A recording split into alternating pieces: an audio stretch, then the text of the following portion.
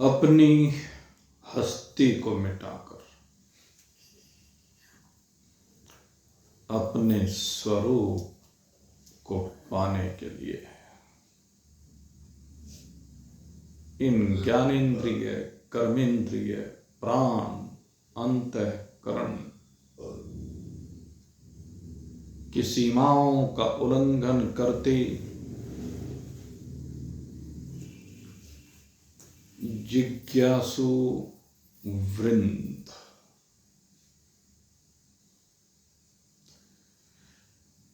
परजहाति यदा कामान सर्वान पार्थ मनोगता। मन में बैठी हुई जितनी भी वासनाएं हैं, भगवान कहते हैं अर्जुन, जब ये सारी की सारी नष्ट हो जाती हैं, किसी भी प्रकार की किसी भी कामना का शेष ना रह जाना, यहां तक कि किसी के कल्याण करने की कामना का भी ना रहना, कहते हैं ये है स्थित प्रज्ञ की स्थिति। क्योंकि फिर न अपना है कोई न पराया है, ये जो कुछ है सब सपना है और मैं परमात्मा ही आत्मन्नेव आत्मना तुष्ट। अपने आत्म रूप से मैं परमात्मा ही अपने आप में आकर के अपने आप तुष्ट हो जाता हूं, संतुष्ट हो जाता हूं, परिपूर्ण हो जाता हूं। यद्यपि मेरे में अपूर्णता नाम की कोई चीज है नहीं, मैं सदा ही पूर्ण हूं, लेकिन यह पूर्णता तब तक भासित नहीं होती है जब तक अपूर्ण से चिपका हुआ है। और अपूर्ण की हस्ती को अपनी हस्ती मानता है। जो अपूर्ण है उस अपूर्ण की हस्ती को अपनी हस्ती मानता है। क्या खेल है, क्या माया है, क्या चमत्कार है। अरे इस अपूर्ण की हस्ती को मिटा। यदा सर्वे प्रमुच्यन्ति कामा हृदयस्था, जिस समय तेरे हृदय में बैठी हुई एक एक कामना मिट जाएगी, एक एक वासना मिट जाएगी, तेरी स्पृहा समाप्त हो जाएगी, तृष्णा समाप्त हो जाएगी, उस समय कहना कि तेरी हस्ती मिट गई ना, ये भी कहना नहीं बनेगा। क्योंकि जब इनकी हस्ती मिटेगी तब तुझे पता चलेगा कि यहां इस वीराने में केवल तेरी ही हस्ती है, बाकी किसी की हस्ती है ही नहीं, और तेरी हस्ती को न कोई मिटा सका है न मिटा सकेगा। अरे तू तो अजर अमर अविनाशी है, तू क्या अपनी हस्ती को मिटाने की बात करे? तुझे मिटाने वाला जगत में कोई नहीं है, तुझे कोई मिटा ही नहीं सकता। तू असत्य के चक्कर में अपनी हस्ती को मिटाने की बात कहता है। मिटाना असत्य को है, भुलाना असत्य को है, संकल्प असत्य का समाप्त करना है। क्योंकि जितनी कामनाएं हैं, जितनी वासनाएं हैं, इस असत्य में है। इस मन में जो कामनाएं हैं, ये मन भी असत है और तेरी ये कामनाएं भी असत हैं। मिटाना है तो इन दोनों को मिटा। और ये दोनों तेरी शख्सियत नहीं, तेरी वास्तविकता नहीं, तू नहीं।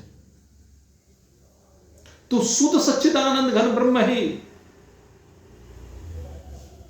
दुनिया में कोई तेरी हस्ती को मिटाने वाला नहीं, और दुनिया में ऐसा कौन नहीं जिसकी हस्ती को तू मिटा सके, क्योंकि ये सारा का सारा केवल एक परमात्मा ही है। एक परमात्मा से अलग यहां और कुछ भी नहीं है। जो भक्त होता है भगवान का, क्योंकि पथ हैं अलग अलग, कोई कर्म योग के माध्यम से सिद्धि को प्राप्त करना चाहता है। सिद्धि क्या है? अपने आप को पता करना, अपने आप को जानना, अपने आप में रमना, अपने आप हो जाना। सबसे बड़ी समस्या क्या? हम अपने आप में आकर के अपने आप नहीं बचते, दूसरे को अपना आपा समझते रहते हैं। भक्ति योग का जो साधन होता है, भक्ति योग के साधन में साधक जो होता है उसे भगवान के सिवाय और कुछ दिखता ही नहीं, उसके अंदर अपना आपा होता ही नहीं। वो अपने आपे को भूल जाता है। मीरा अपने आपे को भूल गई। ऐसे बर को का बरूं, ऐसे बर को का बरूं, जो जीवे और मर जाए। ऐसे बर को का बरूं, जो जीवे और मर जाए। पर बरियों गोपाल नो, मारो चुड़लो अमर हो जाए। मैंने तो ऐसे वर का वर्ण किया है कि मेरा वर अजर है, अमर है, अविनाशी है। और अगर यदि इसके माध्यम से देखा जाए तो गीता, वो मीरा यहां पर अपूर्ण है, इसलिए वो साधक है, यहां पर अभी सिद्ध नहीं है, क्योंकि उसने भगवान का वर्ण किया है, तो इसलिए वो साधक है। अभी अपनी हस्ती को उसने मिटाया नहीं। हस्ती को अगर मिटाया है तो गोपियों ने मिटाया है।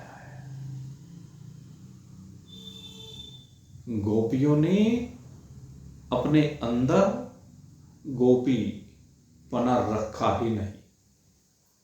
यह हस्ती मिटने, जिस लौकिक हस्ती को मिटने की हम बात करते हैं, जिन कामनाओं के मिटने की हम बात करते हैं, वो गोपियों में है। गोपियों ने अपनी मैं को मिटाया है। जब मैं थी तब हरि नहीं, जब मैं थी तब हरि नहीं, अब हरि है तो मैं नाई। और प्रेम गरी अति सांकरी, जामै दो न समाए। प्रेम गरी अति सांकरी, जामै दो न समाए।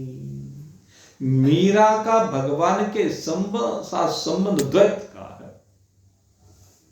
मीरा और भगवान के बीच का नाता द्वैत का है अभी साधन काल में।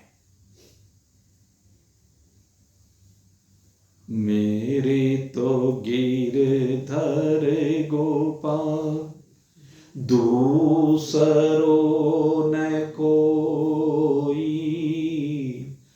जाके शीस मोर मुकुट, मेरो पति सोई।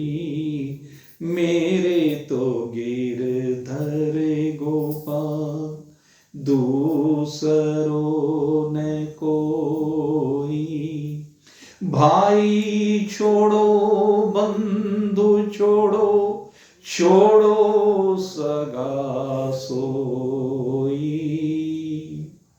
साधु संग बैठी बैठी लोक लाज खोई, मेरे तो गिरधर गोपाल दूसरो न कोई।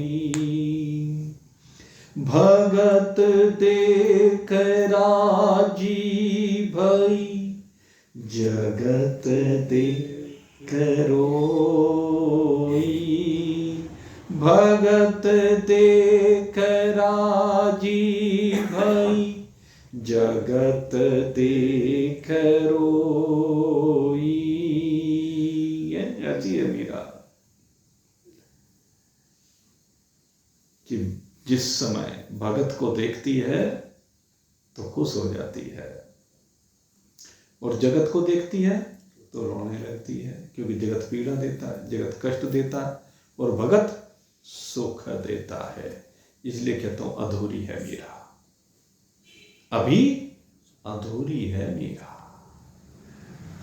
भाई छोड़ा, बंधु छोड़ा, छोड़ा सगा सोई, सब छोड़ दिए, रिश्ते नातेदार सब छोड़ दिए, मकान दुकान सब छोड़ दिया, राजमहल छोड़ दिया, लेकिन अभी अपने इस आपे को नहीं छोड़ा।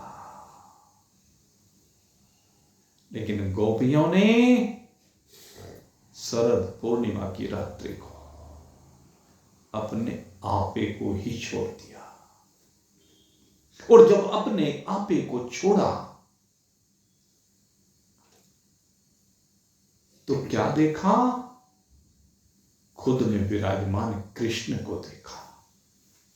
हर गोपी में कृष्ण को अवलोकित करती है, हर गोपी को केवल कृष्ण दिखाई देता है, हर गोपी में कृष्ण दिखाई देता है।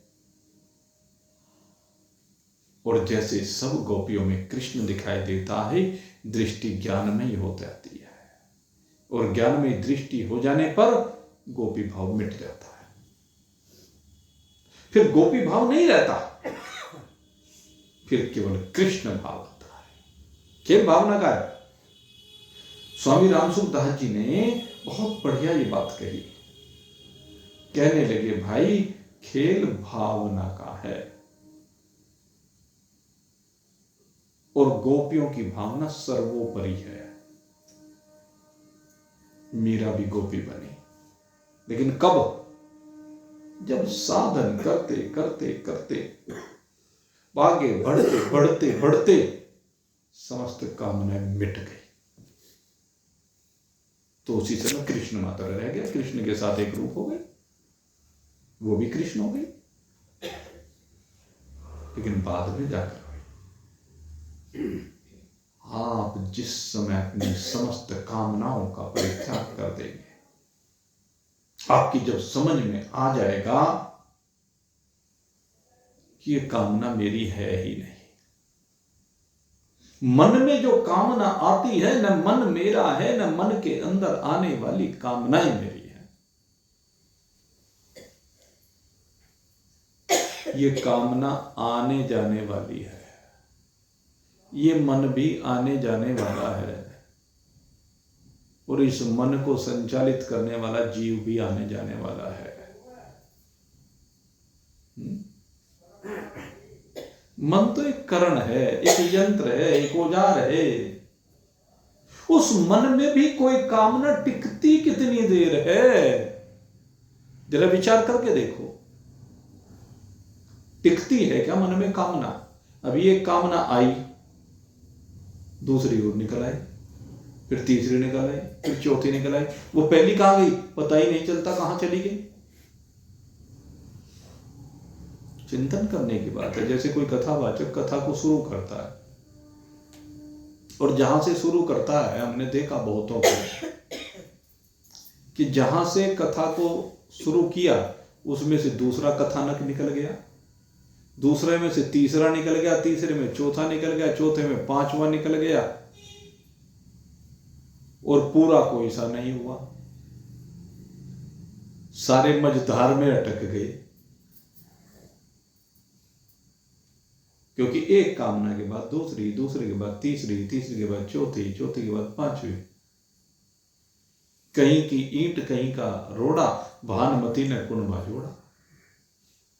विषय से विषयों का निकलना स्वाभाविक है, लेकिन जब कथावाचक कथा को करे तो जहां से प्रारंभ किया था उसी विषय पर लौट करके आकर के उस विषय को समाप्त करना, यह सबसे जरूरी है। आपका मन किसी कामना की ओर जाए, उस कामना की गहनता से आपको पूरी पीएचडी करनी है।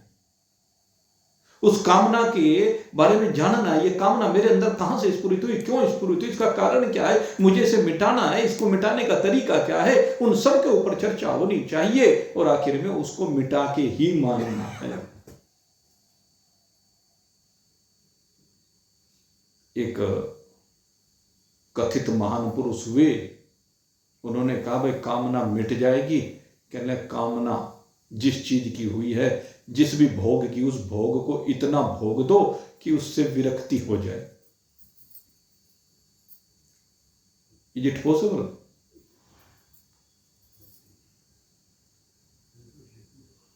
सोच के देखें, क्या ये संभव है? आपने संसार के कितने भोग हैं, आप किसी भी भोग को ले लीजिए, जितने भी भोग संसार के हैं, एक भोग को आपने भोगा, कितनी बार भोगा, तृप्ति हुई क्या? तृप्ति उसको कहते हैं जब एक बार तृप्ति हो जाए तो उस तृप्ति होने के बाद फिर दोबारा वो लौट कर ना आए, तभी तो तृप्ति मानी जाएगी। लेकिन एक भोग को आज भोग लिया, कल फिर भोगने की इच्छा, परसों फिर भोगने की इच्छा, तरसों फिर भोगने की। एक शरीर में भोग लिया, एक शरीर से निकले, वृद्धावस्था हो गई, असहाय हो गया शरीर, इंद्रियां काम नहीं करती, इसलिए मजबूरी में छोड़ दिया, अगला शरीर मिला, फिर से चालू हो गया, फिर उसमें यही हुआ, फिर तीसरा शरीर, फिर चौथा शरीर, फिर पांचवा शरीर, फिर 1000 हुआ, फिर 10,000 हुआ, फिर लाख हुआ, फिर करोड़ हुआ। अनवरत यही तो चल रहा है। सोचो, पुराने वस्त्र हैं और भगवान ने कृपा की, कुछ प्रारब्ध बना, नए वस्त्र मिल गए, मजा आ गया, भाई तो बहुत सोने वस्त्र पहने। महीना 2 महीना हो गया, जब मजा आ गया, अब दूसरे वस्त्रों की चाहत क्यों बनी? कामना निवृत्त हो जानी चाहिए थी। रसगुल्ले खाने की इच्छा हुई, हलवाई की दुकान पे गए, जम के रसगुल्ले खाए, 2, 4, 10, 20, 50, 100 खा लिए। बस भाई, बस पेट भर गया, मन भर गया, चल भाई भर गया, ठीक है। 4 दिन बाद फिर हलवाई की तरफ से निकले, फिर देखा गरम गरम रसगुल्ले बन रहे हैं, जी करा क्या खाने को। जब तृप्ति हो गई थी, संतुष्टि हो गई थी, फिर क्यों खाने की इच्छा हो? सोचें, ये अधूरी वासना है। अब इन वासनाओं को जितना भोगोगे, भोगते रहना, भोगते रहना, भोगते रहना, भोग ही तो रहे हो। और क्या कर रहे हो इस जीवन में? भोगों को भोग रहे हो, और वास्तव में तुम सोचते हो कि तुम भोगों को भोग रहे हो, लेकिन हकीकत यह है कि भोग तुम्हें भोग रहे हैं। तुम भोगों को नहीं भोगते, भोग तुम्हें भोग रहे हैं, तुम्हें असहाय बना रहे हैं। इसीलिए भगवान ने कहा, एक भी कामना अगर शेष है, कहते एक कामना भी अगर शेष है तो जन्म है। एक कामना भी शेष है, एक भी कामना शेष नहीं बचनी चाहिए। पर जहाती यदा कामान सर्वान, सर्वान शब्द का प्रयोग किया भगवान ने, एक भी कामना शेष ना बचे, तब मन मरेगा, तब तेरी ये हस्ती, जो काल्पनिक हस्ती है वो मिटेगी, तब तेरा अहम मिटेगा, तब तुझे पता चलेगा कि अहम कैसे मिटता है। इस अहम को मिटाना पड़ेगा, इस हस्ती को मिटाना पड़ेगा। और तब तुझे पता चलेगा कि तेरी हस्ती क्या है। तुझे पता चलेगा उस अनंतता में आकर, उस असीमता में आकर के वही अस्तित्व प्रज्ञा की स्थिति है।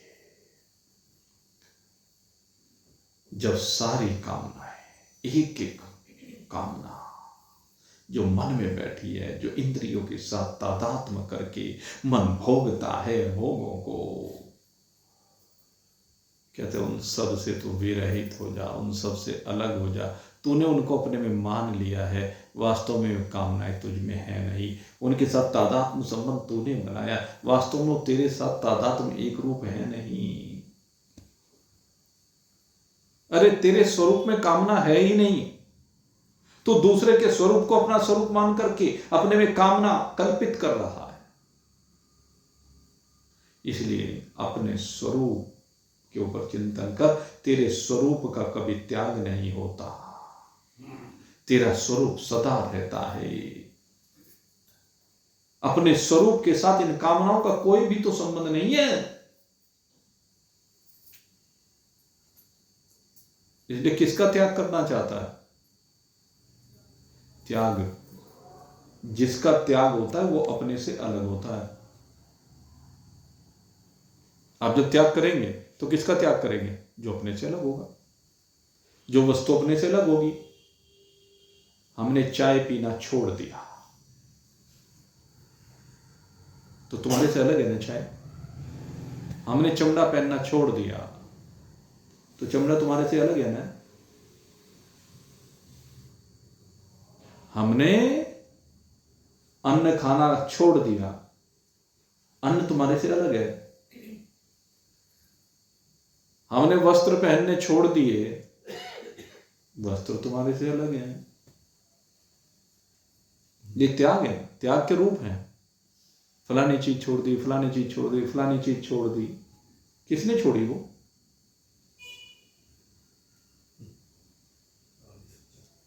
तू कौन छोड़ने वाला है, कौन पकड़ने वाला है? तुझ में न छोड़ना है न पकड़ना है, तो छोड़ने और पकड़ने दोनों से परे है। तेरी हस्ती इन दोनों से परे है, तू इन दोनों को देखने वाला है। अरे तू वो है जिसका कभी त्याग होता नहीं, न बाल्यावस्था में, न जवानी में, न बुढ़ापे में। ये जो शरीर की अवस्थाएं दिखाई देती हैं, इन सब अवस्थाओं में तू रहता है। और जब ये अवस्थाएं सो जाती हैं, निवृत्त हो जाती हैं, या कहो मर जाती हैं, तू तब भी है। तेरी वास्तविकता तब भी है। उस अपनी वास्तविकता में आ। तेरी अपनी वास्तविकता कभी भी निवृत्त नहीं हो सकती, क्योंकि तू दृष्टा है, तू साक्षी है, तू सब कुछ को देखने वाला है। अरे मेरे मित्र, एक बार अपनी इस वास्तविकता में आकर के अपने आप को देख, अपने आप को देख। तूने इस शरीर को बहुत देखा, इस शरीर से संबंध रखने वाले पदार्थों को बहुत देखा, इस शरीर के अंदर विराजमान सूक्ष्म शरीर की क्रियाओं को तूने देखा, ज्ञानेंद्रियों की, कर्मेंद्रियों की, प्राणों की, अंतःकरण की क्रियाओं को तूने देखा। और हे जीव, तूने फिर गुणों से जुड़ करके चिदाभास की क्रियाओं को देखा। लेकिन ये सब तो तू है ही नहीं। तेरे में से जीवत्व भी हटना है, ये सूक्ष्म शरीर भी हटना है, ये स्थूल शरीर भी हटना है। त्याग इसका होना है। पहले स्थूल भाव का त्याग कर, फिर सूक्ष्म भाव का त्याग कर, फिर कारण भाव का त्याग कर, और इन सब का त्याग करने के बाद तू पाएगा कि तू ही एक अकेला है। तेरे अतिरिक्त कोई दूसरा है ही नहीं।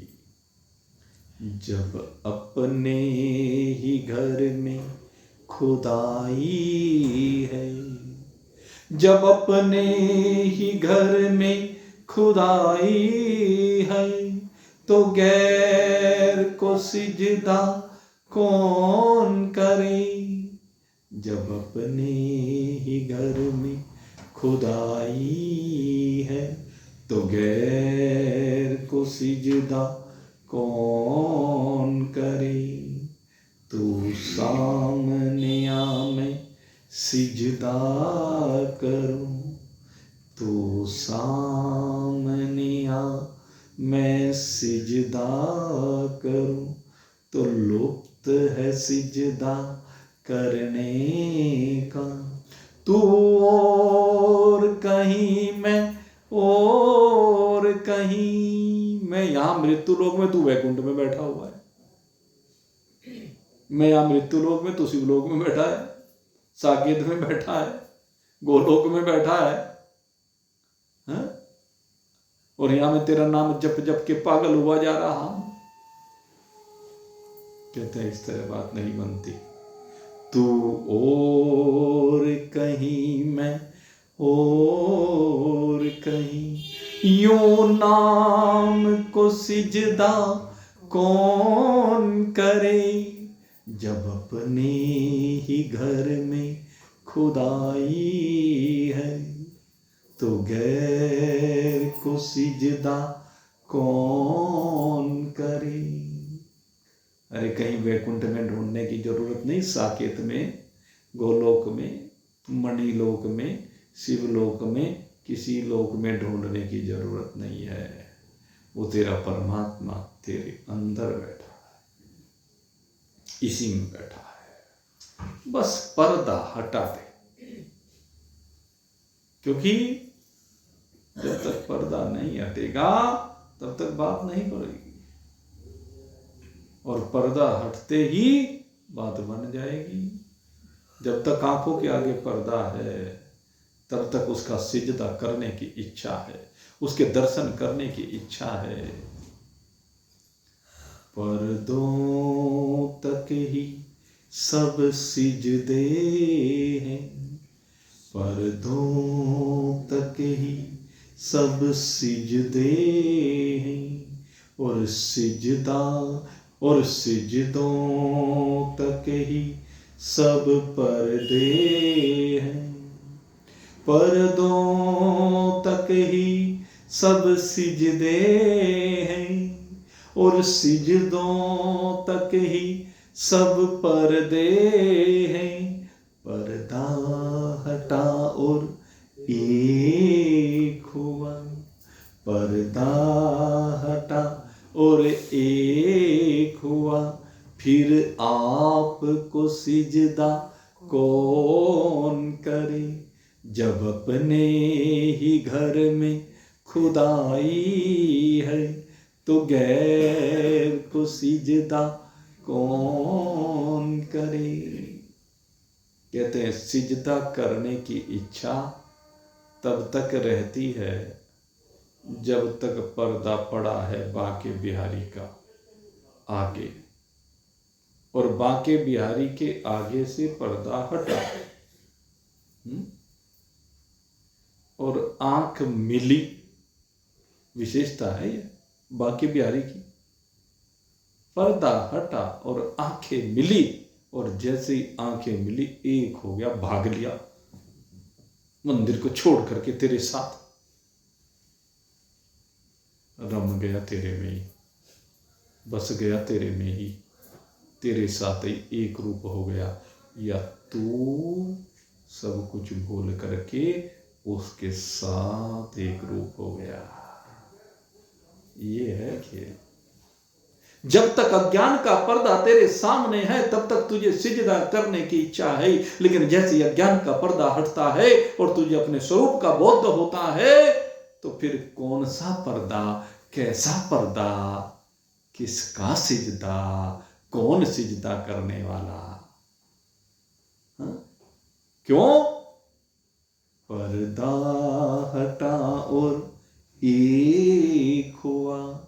भक्त और भगवान दोनों एक हो गए, जिज्ञासु और ज्ञानी, जिज्ञासु और परमात्मा दोनों एक हो गए। जब दोनों एक हो गए, कहते फिर कौन लेकर के माला जपे, कौन योग करे, कौन भागा भागा फिरे। जब पर्दा हटा और एक हुआ, फिर आपको सिजदा कौन करे, जब अपने ही घर में खुदाई है तो गैर को सिजदा कौन करे। तू वज्र गिरा मैं जल जाऊं, तू वज्र गिरा मैं जल जाऊं, तेरा ही हूँ तुझ में मिल जाऊं। तू वज्र गिरा मैं जल जाऊं, तेरा ही हूँ तुझ में मिल जाऊं। मैं गुनाह करूं तू माफ करे, मैं गुनाह करूं तू माफ करे। ये रोज तकाजा कौन करे, जब अपने ही घर में खुदाई है तो गैर को सिजदा कौन करे। तू वज्र गिरा, ये वज्र कौन सा है? ये ज्ञान और वैराग्य का वज्र है। और जब ज्ञान का वज्र का प्रहार होता है तो ज्ञानाग्नि दग्ध करना, ज्ञान की अग्नि में सब कुछ जल जाता है। और कौन नहीं जलता? जो अदाह्य है। कौन नहीं कटता? जो अकाट्य है। कौन नहीं गलता? जो अक्लेद्य है, अशोच्य है।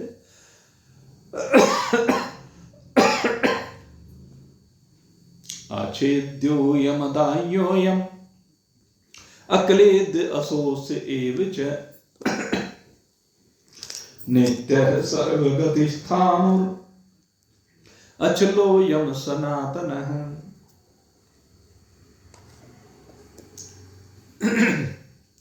कहते इस ज्ञान की अग्नि में क्या जलता है?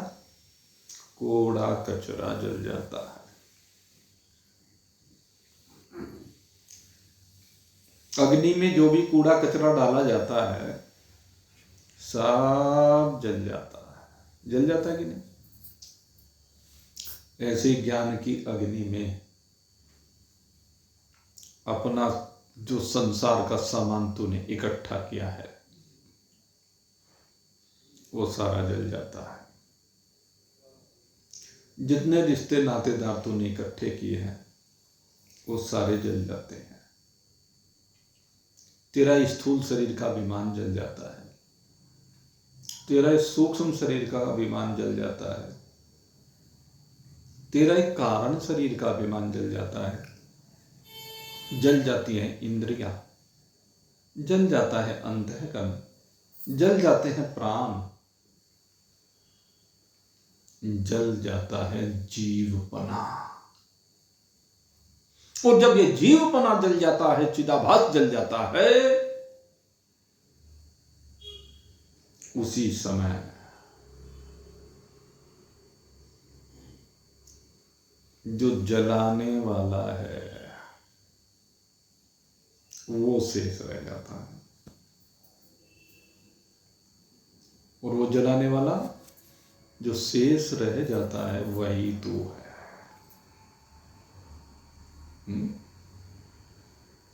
जब तू मात्र शेष रह जाता है, कहते हैं मैं गुनाह करूं तू माफ करे।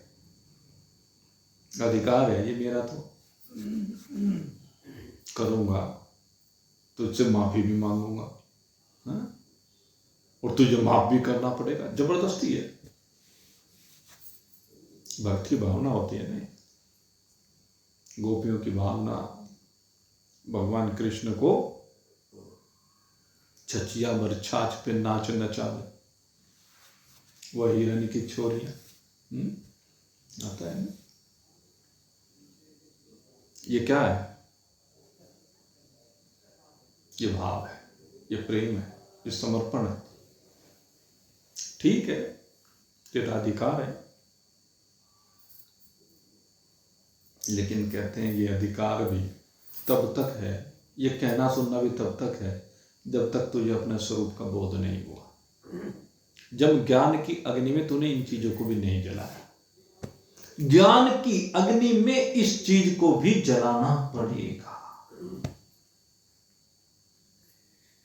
ये सब भी भस्म होगा। और ये सब जैसे एक स्वर्णकार जब आभूषण को जलाता है, पकाता है, तो उसमें सारा कूड़ा कचरा जलने लगता है, जितना मैल है सब जलने लगता है, जो राम है सब जलने लगता है, जो सोना है वो भी जलने लगता है, हमें लगता है। लेकिन जब सोना जलने लगता है, हमें लगता है कि सोना जल रहा है, लेकिन वास्तव में वो जल नहीं रहा होता है, वो तो कुंदन बन रहा होता है। जब तेरा प्रेम भी जलने लगे, जब तेरी चाहत भी जलने लगे कि कृष्ण मेरा है, ये भी जलने लगे और जल जाए, तब तुझे बोध होगा उस कृष्ण का। और किस रूप में बोध होगा? कृष्णो हम, कृष्णो हम, कृष्णो हम। ये है वो कृष्ण जो तुझे तेरे ही अंदर मिल जाएगा, ये वो तेरा राम जो तुझे तेरे अंदर मिल जाएगा, ये वो ब्रह्म है जो व्यापक है, जो सर्वज्ञ सर्वशक्तिमान सतचित आनंद अचल अखंड असत, अचल है, अखंड है, असंग है, ऐसा तेरा स्वरूप है। इस स्वरूप में सारी कामनाएं लय हो जाती हैं, फिर कुछ भी त्याग करने के लिए बचता नहीं। इस स्थिति में कहा भगवान ने, आत्मन्नेवात्मनः तुष्टः, आत्मा से आत्मा में तुष्ट होना।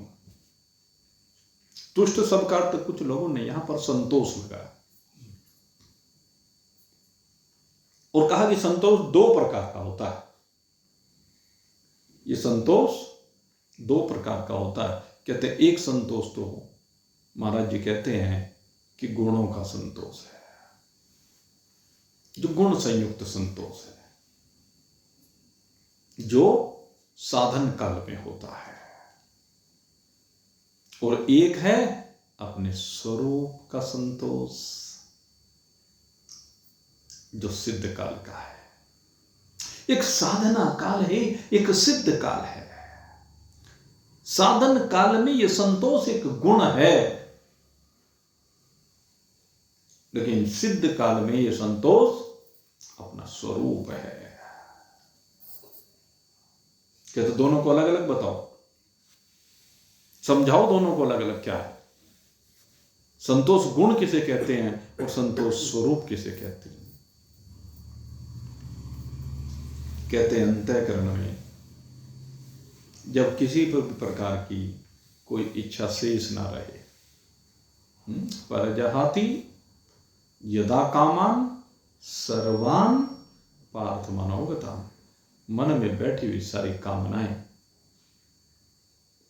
जब समाप्त हो जाए, अंतःकरण की सारी कामनाएं समाप्त हो जाए, अंतःकरण में कोई इच्छा नहीं रह गई है, न कहीं कुछ खाने की इच्छा, न पहनने की इच्छा, न चलने की, न फिरने की, न घूमने की, न किसी के दर्शन करने की कोई इच्छा ना रहे,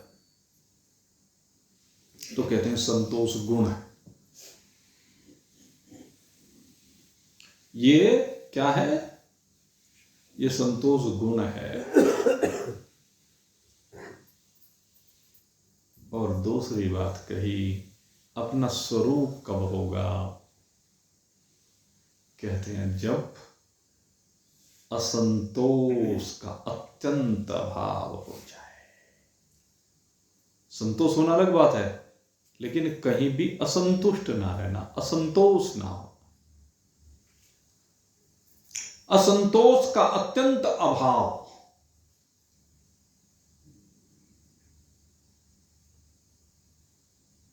कोई भाव नहीं,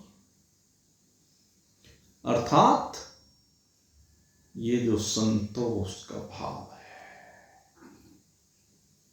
इसकी सीमा से भी बाहर निकल जाना। अरे हम तो संतोषी हो गए, बस कोई भी बात है, ये संतोष कर लिया, जी कर लिया, अच्छी बात है, वो गुण है। लेकिन जब तेरे अंदर ये संतोष करने की भावना भी ना आए, क्यों आए? संतोष करने की कोई बात ही ना रहे, कुछ भी हो रहा है, आप संतोषी ही क्यों होते हैं जी? हम तो बस चलो हम ही मान गए, हम ही संतुष्ट हो लिए, क्यों? तो असंतुष्ट था ही क्यों? क्योंकि तू अज्ञानी है, तू अल्पज्ञ है, तू नासमझ है, तू मूर्ख है, इसलिए असंतोषी है।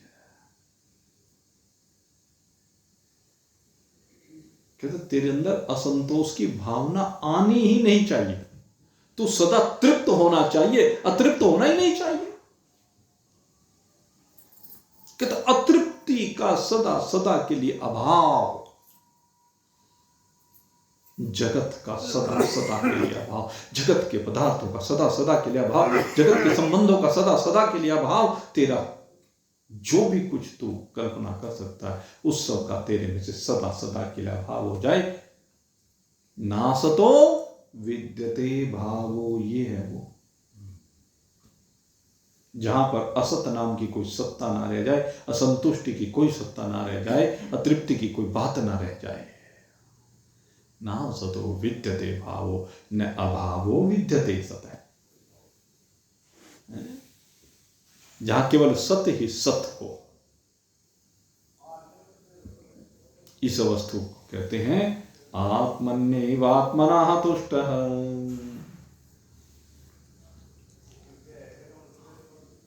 आत्मन्यैवात्मनः तुष्टः, अर्थात जो सदा ही तुष्ट रहता है, पुष्ट रहता है, किसी काल में असंतोष है ही नहीं, फिर संतोष की बात कहां से आएगी? अगर असंतोष नहीं है तो संतोष की बात आएगी ही नहीं। असंतोष है तभी तो संतोष की बात आएगी, अतृप्ति है तभी तो तृप्ति की बात आएगी, अप्राप्य है तभी तो प्राप्ति की बात आएगी। परमात्मा कभी भी अप्राप्य नहीं है, परमात्मा सदा ही प्राप्य है। ये निर्वासनिक मन, जब वासना है ही नहीं तो निर्वासना की क्या बात? कभी वासना हो ही नहीं, और तेरे स्वरूप में कभी भी वासना है ही नहीं, कभी भी अतृप्ति है ही नहीं, कभी कामना है ही नहीं तेरे स्वरूप में। इसलिए किसको स्थिर बनाना चाहता है? स्थित प्रज्ञस्य तदोच्यते, किसको स्थिर बनाना चाहता है? जिसको तू स्थिर बनाना चाह रहा है वो तो तू है ही नहीं, और जो तू है सो सदा ही स्थिर है, सदा ही अचल है। नित्य सर्वगतिस्थानुर अचलो यम सनातन, वो क्या है? वो नित्य तत्व है, वो व्यापक तत्व है, वो स्थिर तत्व है, वो अचल तत्व है, और आज ही अचल नहीं हुआ, वो सदा से ही अचल है। उसे चलने की जरूरत तो तब पड़े जब वो कहीं पर ना हो, क्योंकि चलने की जरूरत उसको पड़ती है जब किसी वस्तु को प्राप्त करने के लिए यहाँ जो उपलब्ध नहीं है वहां जाए, जो चीज यहाँ उपलब्ध नहीं है उसको पाने के लिए दूसरी जगह जाए तो चलना होता है। लेकिन परमात्मा तो सब जगह एक जैसा है, एक रस है। यहाँ पर हमारे क्षेत्र में गन्ना पैदा होता है तो गन्ने को लेने के लिए पूरे देश भर से, जहाँ गन्ना नहीं होता लोग यहाँ आते हैं, चीनी लेने आते हैं, तो ये यहाँ से वहाँ ट्रांसपोर्टेशन होता है। लेकिन जो चीज सब जगह है, कोई उसको लेने के लिए यहाँ क्यों आएगा? वायु, वायु सब जगह है, कोई लेने आएगा क्या यहाँ पर वायु? कोई प्राणवायु लेने के लिए भाई कलकत्ता से चल करके, बम्बई से चल करके, बेंगलोर से चल करके, रामेश्वरम से चल करके यहाँ आएगा क्या? क्योंकि वहां पहले से उपलब्ध है। जो चीज एक जगह पर नहीं होती उसको प्राप्त करने के लिए दूसरी जगह चलकर जाया जाता है, लेकिन जो चीज सब जगह पर उपलब्ध है उसको पाने के लिए कोई कहाँ जाए? ऐसे ही परमात्मा सब जगह पर है। और एक चीज और है, सब जगह पर बिल्कुल एक जैसा है, उसमें कोई भेद की कल्पना नहीं कि यहां अलग तरह का और वहां अलग तरह का हो। जो शुद्ध सच्चिदानंद घन ब्रह्म है वो बद्रीनाथ में दूसरा बैठा है, जगन्नाथ में तीसरा बैठा है, रामेश्वरम में चौथा बैठा है, द्वारिका में पांचवा बैठा है। नहीं, वही ब्रह्म जगन्नाथपुरी जाते हैं तो जगन्नाथ बन जाता है, रामेश्वरम में जाते हैं तो रामेश्वरम बन जाता है, इधर द्वारिका जाते हैं द्वारिकाधीश बन जाता है, ऊपर जाते हैं तो बद्री विशाल बन जाता है, बीच में जाते हैं तो वृंदावन बिहारी बन जाता है, तिरुपति जाते तो वेंकटेश बन जाता है, श्रीनिवास बन जाता